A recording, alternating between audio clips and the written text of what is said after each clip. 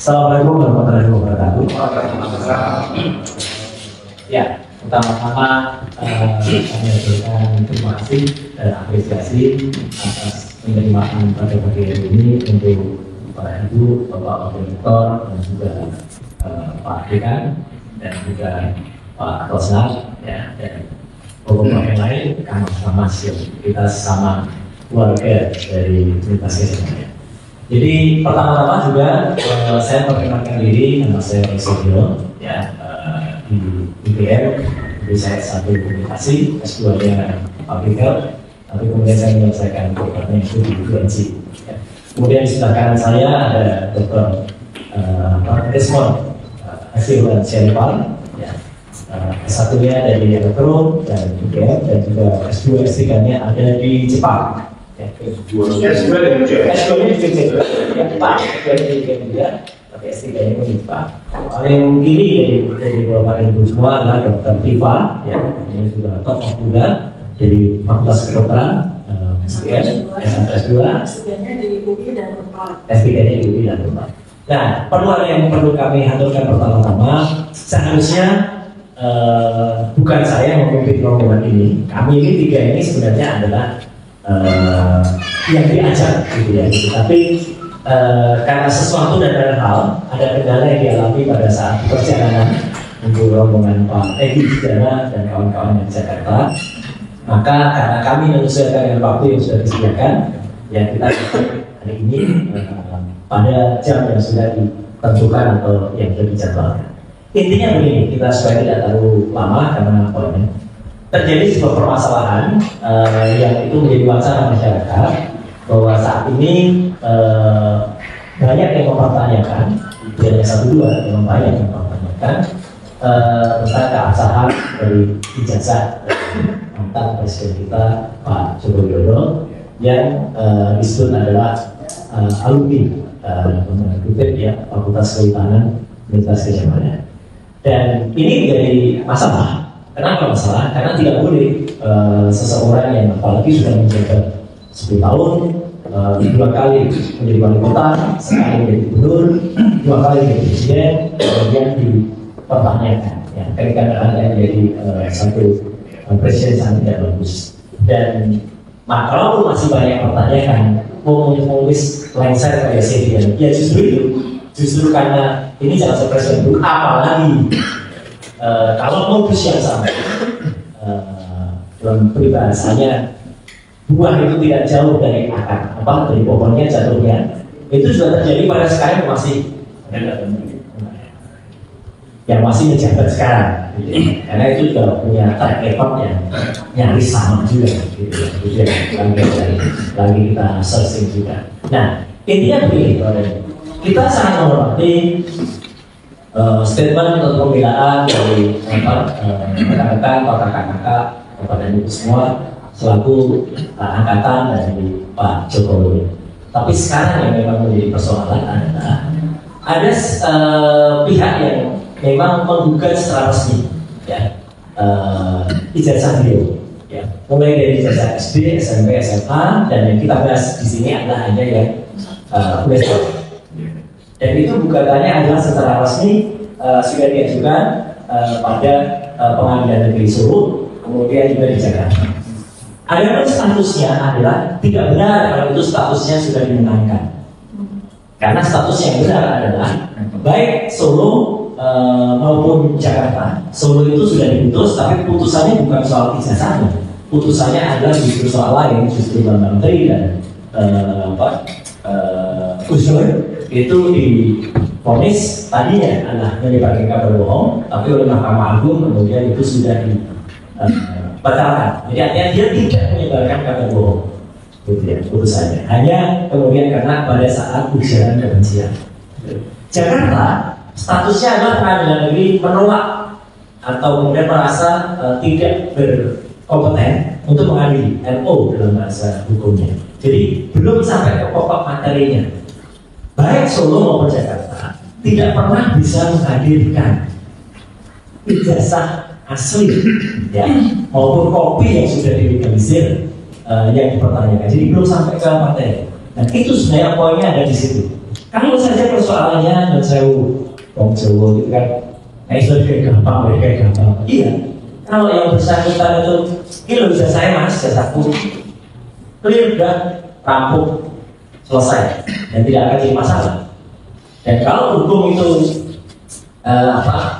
equality model yang terjadi di Indonesia, kegaduhan ini timbul karena memang yang bersangkutan tidak mau menunjukkan ijazah. Itu aja kan. UGM sebenarnya jadi korban juga di sini kalau menurut saya.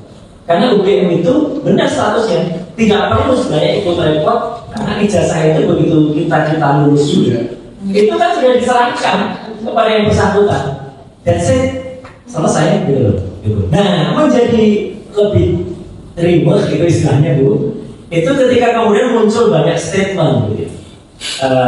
Dari pihak-pihak yang saya sebut itu pihak dalam gitu. Meskipun itu mungkin tidak diatur. Yang pertama, ketika hanya beredar fotokopi itu mungkin tidak terlalu masalah karena fotokopi itu tidak pernah saya, Pak Ismon, Dr. Tifa itu menjadikan alat bukti, tidak pernah karena itu fotokopi dan tidak pernah diakui itu berarti. Ketika kemudian muncul posting pada tanggal 1 April ada di media sosial, yang kemudian media sosial itu kita bisa anggap itu sekarang adalah media yang harus dipercaya, apalagi yang posting adalah salah seorang kader dari partai yang pemimpin partainya, ketua partainya adalah anak dari Pak Jokowi. Ya, itu poinnya ada di situ. Dan dia memastikan bahwa yang diposting itu adalah asli. Dia sebut di situ. Ini loh ijazah asli. Nah, dan itu color berwarna. Itulah yang kemudian menjadi ramai kepada itu semua. Karena itu yang kemudian sedikit memiliki kebaruan dari apa yang selama ini sudah ada di beredar di masyarakat. Berdasarkan dari situlah Pak Dr. Esmond, saya, kemudian Dr. Tifa itu mencermati karena itu dipastikan asli, maka itu kemudian kita, meskipun kita tahu dia bukan dari pihak UGM, bukan dari pihak Pak Jokowi langsung, tapi bagaimanapun juga dia anak buah dari partai yang dipimpin oleh putranya Pak Jokowi dan bahkan Pak Jokowi mungkin dikabarkan kalau secara politik akan dikongreskan untuk menjadi pimpinan dari partai itu. Ya, nah itu jadi ini signifikan. Yang kedua adalah munculnya statement, meskipun sudah dibantah dari yang bersangkutan oleh Profesor Markus. Ya, saya pun tahu dia tidak 100% mewakili UGM. Ya, tapi bagaimana juga seorang profesor yang kemudian menjadi ahli hukum pidana di Universitas Gadjah Mada tidak bisa kita lepaskan statusnya atau jabatannya. Ya, dia menyatakan bahwa ijazah itu ada dua kemungkinan. Jadi bisa jadi ijazah itu pernah ada tapi hilang, atau ijazah itu tidak pernah ada sama sekali. Gitu. Saya tidak tahu di mana missnya. Kemudian pemberitaannya berkembang menjadi bagus menyatakan ijazahnya hilang. Ini yang menjadi repot. Gitu. Ijazahnya hilang dan kemudian muncullah perkembangannya. Kalau hilang yang kemarin dipastikan juga apa gitu. Nah, gitu. Jadi untuk tidak menimbulkan carut marut, ya adalah kita sekali kita berterima kasih diterima meskipun saya sampaikan apa ya saya tuh orangnya Pak Ari tahu persis sifat saya. Kalau A saya bilang A, kalau B saya bilang B. Saya mencoba asli, tapi saya lebih batak dari Pak Esmond gitu ya, gitu kalau statement gitu. Karena kita terus terang agak yang menyayangkan gitu ya. Kas level ini harusnya kan level yang bisa diselesaikan di level yang lebih tinggi, tapi oke lah diterima di Fakultas Kehutanan. Kita berterima kasih ya, sudah perhatikan yang ada di sini yang mendigani. Kita juga tahu Prof. Dokter Ova mungkin memang sedang tidak berada di tempat ya gitu. Ada di mana? Di luar negeri. Oh di Jakarta. Sebenarnya kalau Jakarta sih gampang. Malah kita temui ini. Itu gampang sebenarnya. Jadi simpel ya. Ini masalah simpel, sederhana tapi politisnya jadi kurang bagus. Saya menyayangkan. Saya kenal Prof Ova itu dari kecil. Ya gitu. Bahkan saya ikut membela ketika ada ini saya bicara terus lah. Ketika di media sosial ada pembunuhan karakter Mbak Ova, saya ikut bilang, ada yang mengatakan ini ada hubungan dengan dan hartanya. Enggak, saya tahu persis Mbak Ova dan suaminya itu kecilnya saya kenal, ya gitu. Saya waktu kecil, jadi saya bilang yang tidak benar saya katakan tidak, gitu ya, jangan gitu ya. kemudian dikatakan dia itu keturunan, enggak, sama sekali enggak ya. Putrane Profesor Kiai yang keturunan Om. Putra saya ini. Ya, adiknya dia itu sahabat saya, Mas Zaki itu sahabat saya. Jadi artinya dalam hal ini sayang ya, kalau misalnya kejadian kemarin, aduh saya nggak bisa ketahui saya pas di Jakarta, boleh mundur aja tanggal sekian saya ada. Citranya kan gitu. Nah, jadi hari ini mungkin yang bisa kita ya, yang kita permasalahkan kita nggak usah lanjut ke yang lain-lain. Mau ada 1000 foto, mau ada 1000 teman, yang penting keberadaan ijazah aslinya itu aja ya, itu yang paling penting karena itu yang menjadi pokok. Jadi kami pun, saya Pak Rismon dan juga menambahi yang kita search kemarin ya, mau nggak mau adalah lembar yang dipastikan kalau itu asli dari kata kader itu gitu. Jadi kita nggak memasalahkan mau itu ada foto atau mau ada pengakuan gitu ya. 2 hari yang lalu saya juga ketemu dengan Agustin Tanggawati ya kan, di pernikahan saya juga ngobrol sempat gitu ya. Saya menghormati statementnya ya. Saya juga menyampaikan yang penting ini Mbak, yang penting itu adalah ijazah aslinya sekarang ada di mana. Sebelum kita kembalikan, sekalian saya mohon Pak Rismon dan juga Stefan untuk menambahkan. Ya. Fakultas Teknik tahun 98, masuknya tahun 94, 4 tahun. Terus master saya juga dari Elektro tahun 98, lulus 99, lulus 2002 kalau nggak salah. Ijazah asli. Terus apa yang kita analisa sebenarnya, sebelumnya latar belakangnya adalah saya datang sendiri ke perpustakaan Fakultas Kehutanan untuk melihat sendiri. Terus ada seorang bapak tanpa saya minta juga memberikannya, itu pun dalam waktu 5 menit. Nah, analisa saya ya, menambahi pengamatan saya frame demi frame ya, ijazah maupun lembar pengesahan yang dilakukan oleh Pak Dr. Sigit Sunarta sebagai dekan. Jadi supaya komprehensif maka saya datang sendiri ke perpustakaan Fakultas Kehutanan UGM. Jadi ini bisa teknis ya yang saya tanyakan. Pertama adalah ya, terkait pada ijazah maupun pada lembar pengesahan. Saya bahas dulu pada ijazah. Ya. Font Times New Roman itu memiliki karakter atau fitur yang sangat spesifik, terutama untuk karakter-karakter seperti A, M, kaki-kakinya itu M, S ada hubungannya karena telah menggunakan koleksi font ya, type font, open type dan true font yang telah dibeli license-nya oleh Windows dan Adobe pada tahun 1992 dengan operating system Windows ya, aplikasinya Microsoft Office.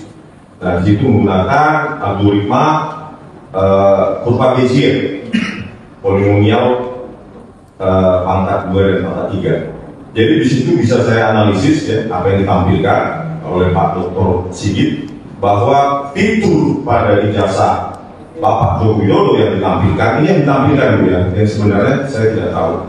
Itu exactly menggunakan word processor dengan yang sangat modern ya. Prediksi saya di atas tahun 95, sementara Pak Joko Widodo itu lulus tahun 1985. Nah itu. Terus berikutnya adalah lembar pengesahan skripsi. Ya. Lembar pengesahan skripsi itu juga ditunjukkan juga sedikit oleh Pak Sigit Sunarta. Nah di sini yang paling membuat saya yakin bahwa 11.000 triliun persen skripsi itu palsu. 11.000 triliun persen palsu. Kenapa Bu? Satu, secara administrasi akademik tidak mungkin seorang lulusan UGM lulus dengan skripsi tanpa tanda tangan penguji. Itu tidak mungkin. Tanda tangan, tempat kapan apa dilakukan juga tidak ada, kosong. Terus saya analisa juga tanda tangan ya dari Bapak Profesor Dr. Insinyur Ahmad Sumitro ya. Meskipun saya pertanyakan nama resminya Ahmad Sumitro atau Ahmad Sumitro, kan perlu kita dengarkan. Nah, itu tanda tangannya juga jauh dari identikan. Kembali lagi pada lembar pengesahan tersebut, ya, saya temukan exactly dengan pencocokan string dan karakter itu exactly Times New Roman yang belum ada pada tahun 1985 yang sudah disanggah oleh juga Pak Sigit, ya, Pak Dr. Sigit Sunarta dan Pak itu dipercetakan prima tahun 1985. Ternyata berdirinya saya cek di tentang kita di halaman websitenya adalah berdiri tahun 1986. Bagaimana mungkin Pak Joko Widodo mencetak di percetakan prima yang baru berdiri di tahun 1986? Padahal lulusnya tahun 1985 dan itu pun baru berupa layanan fotokopi dan penjilitan. Nah, dari situ ya, setelah saya menganalisa pencocokan string, karakter demi karakter, fitur kaki-kaki, ya, fitur kaki-kaki dan lingkungan bisa menggunakan algoritma yang sudah sangat tinggi. Algoritma kurva Bayesian, polinomial pangkat 2 dan pangkat 3, ya, kuadratik dan kubik. Jadi di situ saya simpulkan 11.000% ya, bahwa lembar pengesahan skripsi tersebut diproduksi jauh dengan teknologi jauh di atas 1985. Di atas jauh di atas 1985 dengan word processor yang jauh di atas teknologi 1985. Kita bisa berdebat secara ilmiah, Bapak Ibu dari UGM bisa membawa ahlinya agar kita rekonstruksi apakah benar 1985 bisa menghasilkan atau memproduksi lembar pengesahan seperti itu. Kalau kita bicara word processor tahun 1985, di bawahnya itu ada Chirainer 1986, word processor word star paling word processor 3 ya tahun 1983, atau Maglite tahun 1984. Itu tidak ada menggunakan font dengan Times New Roman. Font Times New Roman dengan lengkungan yang sangat sempurna, tidak bergerigi. Dengan word processor semacam itu yang ada pada zaman itu, ya, itu tidak punya fitur penskalaan. Penskalaan itu scaling, tidak bisa dibesarkan, tidak bisa diperkecil. Dan kalau dibesarkan dengan zoom sekarang, maka tepi-tepinya akan membentuk gerigi. Ya. Itu sejumlah poin dari lembar pengesahan. Ya. Di samping juga kita ingin mengetahui siapa sebenarnya dekan pada tahun 1985. Apakah Profesor Dr. Ahmad Sumitro atau Profesor Dr. Sunardi Prabulatmojo? Itu kan ada ribuan berkas ya, yang ditandatangani sebagai dekan. Itu dokumennya juga bisa diverifikasi. Terus kemudian ya, di samping teknologi, saya meraba sendiri skripsi tersebut. Ya, saya menyentuh sendiri skripsi tersebut dan jauh lebih putih, lebih mudah ini secara kasat mata, karena kita tidak punya akses untuk uji kertas, secara kasat mata itu jauh lebih putih, lebih mudah daripada sisanya ya, rekan tubuh dari skripsi tersebut. Terus lanjut, ini ada waktu gitu. Oke, lanjut. Nama, terus terkait dengan pembimbing skripsi, ya. Di beberapa kesempatan atau di sebuah kesempatan Pak Joko Widodo mengatakan pembimbing skripsi saya datang berkali-kali galak katanya adalah Bapak Insinyur Kasmunjo MS, dan Pak Kasmunjo sendiri pun mengatakan bahwa ia adalah dosen pembimbing skripsinya. Tetapi legalitasnya adalah ternyata di dalam lembar pengesahan skripsi tersebut yang tertera adalah Profesor Dr. Insinyur Ahmad Sumitro. Begitu juga di Prakasa. Jadi tidak ada jejak legalitas atau jejak akademis dari Bapak Insinyur Kasmujo MS. Secara administratif ini kan perlu diverifikasi, karena kalau itu tidak benar kesaksian Pak Jokowi, maka ia menyebarkan hoax dan Bapak Kasmujo. Berikut dengan kita perlu tahu lembar pengesahan skripsi yang tertera dosen-dosen pengujinya siapa saja. Kalau bisa ditunjukkan sekarang, kita scan agar kita mengetahui, kita lakukan pencocokan sendiri algoritma tertentu kalau memang tidak diizinkan untuk kita uji kertas atau kalau itu di pengadilan. Terus masalah itu, terus berikutnya jejak akademik yang paling penting juga, salah satu indikator akademik yang paling penting adalah kuliah kerja nyata. Terkait dengan kewajiban atau UGM yang mewajibkan kuliah kerja nyata sejak tahun 1979, maka Bapak Joko Widodo jika menyandang gelar kesarjanaan UGM, ia wajib melaksanakan kuliah kerja nyata. Oleh karena itu kita ingin informasi di desa mana, kecamatan mana, kabupaten mana, sehingga bisa kita verifikasi. Saya datang sendiri juga nanti kebenaran untuk menguji dan memvalidasi hal tersebut. Karena apa? Karena tanpa melaksanakan KKN tidak mungkin seorang mahasiswa UGM memiliki ijazah. Kalau itu sudah tidak ada, untuk apa kita berdebat panjang? Itu pasti gugur ijazah tersebut, pasti 11.000 triliun palsu. Terus hasil pencarian ETD, bentar Pak ya, hasil pencarian ETD, argumennya Pak Sigi Sunarto mengatakan, kenapa Rismo tidak melakukan perbandingan? Di mana Pak? Saya lakukan perbandingan di ETD, tidak ada. Skripsi tahun 1985 Fakultas Kehutanan cuma punyanya Pak Joko Widodo, kemana yang lain? Bagaimana saya melakukan perbandingan? Saya sudah ke perpustakaan pusat ETD, di sini nggak ada katanya sudah digitalisasi. Lalu saya ke perpustakaan pusat, tidak ada, cuma punya Pak Joko Widodo. Makanya Bapak riset dulu sebelum saya mengcounter argumen saya. Saya bukan bodoh Pak, kita sama-sama dokter. Kita sudah sepakat ya. Iya. Enggak, soalnya klarifikasinya. Benar, tapi mohon. Iya. Kita sama-sama, kita sudah sangat juga kita keluarga. Baik-baik aja kita. Cuma bahasanya terlalu personal Bu, menyebutkan saya ex-dosen. Ad hominem itu, ngapain disebutkan saya ex-dosen Universitas Mataram? Itu udah ad hominem, itu tidak perdebatan ilmiah dari klarifikasi UGM bro. Kan sudah menyerang pribadi. Dari mana Bapak tahu saya ex-dosen? Mas Desmond, jangan masuk ke situ. Masalahnya saya menjelaskan klarifikasinya Pak. Kalau itu kita terima. Jenengan juga akan menyebutkan di video sama Mas Sigi. Ya, berkali-kali. Jadi kita jangan masuk ke situ. Oke Pak. Ini kita harus kita lanjutkan Pak ya. Mohon maaf.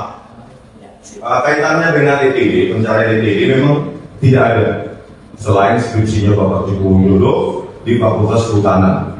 Nggak tahu yang lain, fakultas lain cuma punya Pak Joko Widodo. Dan itu pun dengan hasil scan yang sangat berbeda.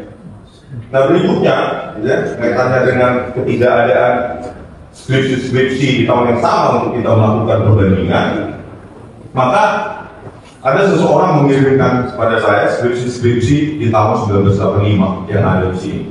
Berikut dengan videonya. Ya. Masuk atas nama Sri Dominisi Sigit Harbinarto, ya, profesor yang merupakan dirjen juga, dan itu komisaris ya, di mana itu di Sumatera Utara dan di Alvin. Ya.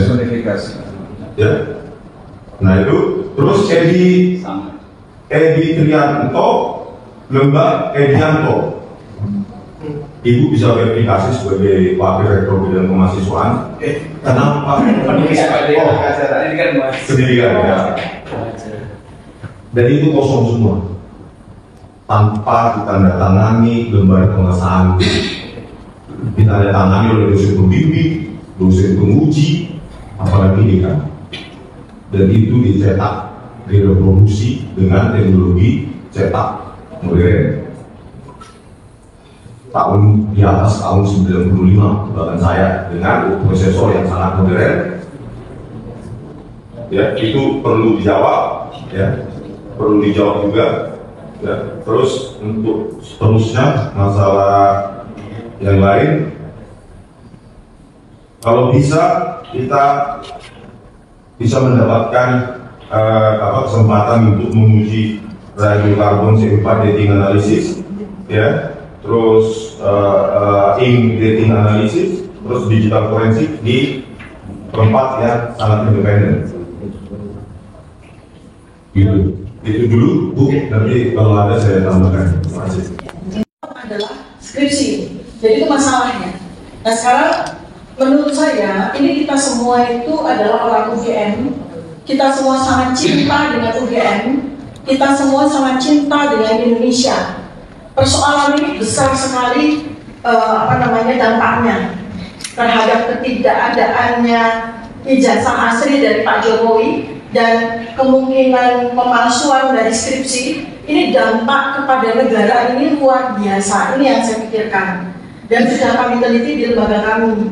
Saya bukan sekedar dokter, saya juga kandidat doktor sosial politik Universitas Pajajaran. Karena pertama kali saya mencermati persoalan keanehan dari Pak Jokowi ini, saya pendukung Jokowi dari 2014. Saya sangat setia dengan Pak Jokowi sejak 2014. Kenapa? Satu-satunya yang bikin saya setia karena Pak Jokowi itu menurut saya, menurut teman-teman teman saya, dia alumni UGM gitu. Makanya saya dukung dari 2014, bahkan 2019 pun, walaupun sudah dengan segala macam keraguan pun sudah terdukung. Jadi ini saya teman-teman dari alumni yang hadir juga ini ya, sayang kami tidak bawa alumni ya, karena kami cuma diberi kesempatan 5 orang. Jadi intinya solusinya adalah begini, ini masalah ini sangat berat. Apalagi kalau kemudian kami yang ingin mencintai UGM dan ingin mencari Indonesia ini mau dipaksakan untuk ke pengadilan karena fitnah dan hoax. Ya, ini akan kami bawa ke internasional misalnya. Benar sekali kalau sampai ke internasional. Apalagi Pak Jokowi ini sudah teridentifikasi posisi api. Ini berat sekali bagi Indonesia. Makanya kita cari jalan keluar dari ini. Bagaimana cara kita jalan keluarnya? Pertama, UGM saat ini itu tidak ada urusannya dengan Pak Jokowi lagi. Tidak ada urusannya. Bu Rektor, Bu Warek, Bu Ova. Saya mungkin akan sama Mas Roy ketemu sama beliau langsung. Jangan sampai Bu Ova ini malah jadi seseorang yang tidak tahu menahu, jadi tameng gitu loh. Pak Dekan, Pak Sigit, nggak usah jadi tameng. Ini urusan seseorang alumni UGM yang seharusnya dia punya ijazah dan dia kemudian mendaftar menjadi wali kota, jadi gubernur, jadi presiden dengan ijazah yang seharusnya asli dan dilegalisir oleh UGM. Kok sekarang bilang bahwa ijazahnya nggak ada? Ya kan? Nah ini yang menjadi masalah kan? Harusnya menurut saya UGM bersama dengan kita itu sama-sama. Bukan kemudian kita ada di sebuah ruangan di mana kita menjadi semacam satu seperti ini gitu loh. Kita ini, saya berpikir begini Bu Warek dan saya Bu. Kita bagaimana selamatkan UGM? Profesor Sofian Effendi, mantan rektor yang sangat kita hormati, sudah speak loh. Saya sama Mas Ray, kita akan bertemu dengan Pak mantan rektor semuanya yang masih sugeng. Kami akan minta pandangan-pandangan beliau dan pengalaman beliau ketika menjalankan administrasi dan rektorat. Mungkin kami juga akan ketemu, mungkin secara mata-mata dengan Bu Ova. Karena kami juga sayang sama Bu Ova. Saya sama Mas Ray itu kenal sahabat baik dengan Bu Ova itu dari kecil, sama-sama kita gitu loh. Jadi jangan sampai Bu Ova itu salah langkah melindungi seseorang yang keliru gitu loh. Ya itu Pak Dekan cukup begitu. Jadi saya juga sudah tahu dapat bocoran juga dari internal bahwa internal lagi diminta untuk katakanlah bagaimana membackup si 2 dokumen tersebut baik ijazah maupun skripsi. Wah itu jangan sampai. Ini saya dapat bocoran misalnya, jangan sampai, nggak usah. Biarkan itu dihadapi sama Pak Jokowi sendiri gitu loh. Beliau kan tinggal mana ijazahnya dan mana skripsinya. Orang ibu saya yang lulus tahun 70 aja kami masih simpan kok ijazah beliau sama skripsi beliau di fakultas psikologi kok gitu. Masa yang baru lulus tanda tahun dan nggak punya ijazah sama dan nggak punya skripsi lagi gitu.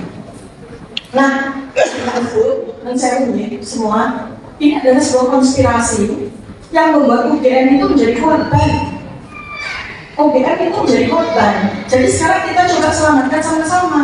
Menurut saya juga Bapak Ibu dan saya teman-temannya, saya nggak bilang teman-temannya Pak Jokowi ya, Bapak dan Ibu yang alumni Fakultas Kehutanan 1980 itu nggak usah juga jadi tameng.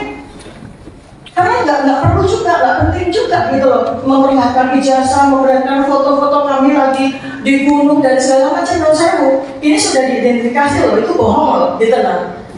Ya, antara bohong loh ya, ini antara yang beliau menceritakan dengan faktanya ya. Ini ada yang sedang mengidentifikasi ya. Ini ada ilmu yang lain lagi ya. Ilmu yang lain lagi sedang mengidentifikasi cerita-cerita beliau. Nah, jadi sekarang ini yang kita cari yang cerita beliau yang dari mulutnya Pak Jokowi, bukan dari panjenengan semua. Kami menusak, nggak ada urusan kita.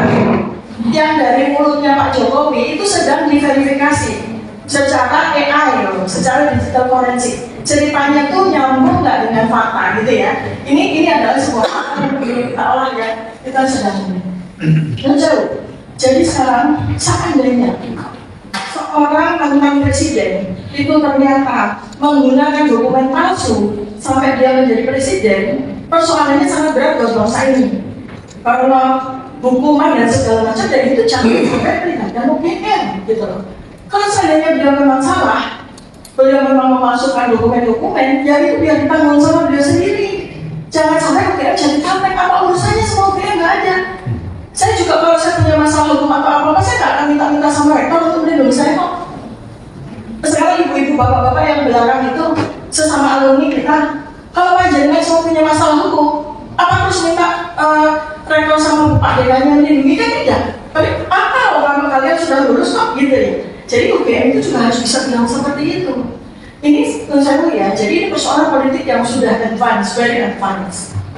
Bu Ova seorang yang kami sangat ngerti, beliau seorang akademis luar biasa, seorang dokter yang luar biasa, tapi beliau sangat buta politik. Dan saya beliau sangat buta. Jadi jangan sampai beliau yang tidak paham politik itu sampai kemudian dimanfaatkan oleh seseorang untuk menjadi beban, untuk menjadi tameng. UGM juga ini, karena nama UGM ini bisa jatuh sampai ke dasar jurang nih kalau kita tidak pandai menempatkan diri gitu. Jadi apa artinya segala apa namanya maksudnya kayak secara personal ada seorang profesor hukum yang mengatakan dan sebagainya itu menurut saya itu di ini loh, apa namanya, di koordinasi gitu, sehingga jangan sampai ada macam-macam yang keluar yang kemudian malah akhirnya memperkeruh suasana. Sekarang kita coba berekap ini Pak Jokowi, biarkan beliau itu menyelesaikan persoalannya sendiri. Oke, nggak usah ikut-ikut. Menurut saya lebih baik diam saja. Nggak usah bikin statement apapun yang malah nanti jadi blunder. Pak Dekan rugi. Teman-teman alumni UGM juga. Biarkan saja. Beliau kan sudah diangkat sama kita semua jadi presiden. Sudah menikmati kekayaan dan kemasyhuran luar biasa. Sudah cukup. Gitu ya. Nah itu. Jadi, terus kesimpulannya adalah saya ingin, justru malah saya ingin UGM itu merangkul kita, para ahli ini. Saya nggak ada yang ahli apa, beliau itu dirangkul, Profesor Sofyan mantan rektor nanti kita rangkul, yang terus kemudian ahli digital forensik baik dari UGM sendiri maupun dari kami juga bersama, kita mencari pembuktian apakah memang dokumen-dokumen tersebut asli atau palsu, gitu. Jadi demikian Bapak Ibu ya, mungkin mudah-mudahan ini adalah sesuatu yang saya sampaikan, ini sesuatu yang baru ya, sesuatu yang baru ya. Saya bersahabat sama Pak Roy, tapi Pak Roy kalau kena masalah hukum saya nggak, ya kan? Pak Roy, saya punya Pak Pronojiwo juga kalau punya masalah hukum ya Pak Pronojiwo akan menyelesaikan sendiri gitu. Nggak usah harus teman-temannya ikut-ikut gitu kan ya. Kita bertanggung jawab terhadap bagaimana kita punya tugas, dan yang lebih penting lagi adalah kita upayakan agar segala sesuatu itu ada dalam hukum Allah Subhanahu wa Ta'ala. Itu yang paling penting. kita semua ini berpikir atas dasar menegakkan hukum Allah Subhanahu wa Ta'ala. Itu yang paling penting. Demikian yang bisa saya sampaikan kepada Ibu Walet yang saya hormati, Pak Dekan dan seluruh pejabat-pejabat UGM dan semua hadirin. Assalamualaikum warahmatullahi wabarakatuh. Waalaikumsalam warahmatullahi wabarakatuh. Ini adalah pelaksana Fakultas Kehutanan, dan kemudian di belakangnya ada dari hukum mengawal proses-proses hukum dan kelembagaan UGM, Mas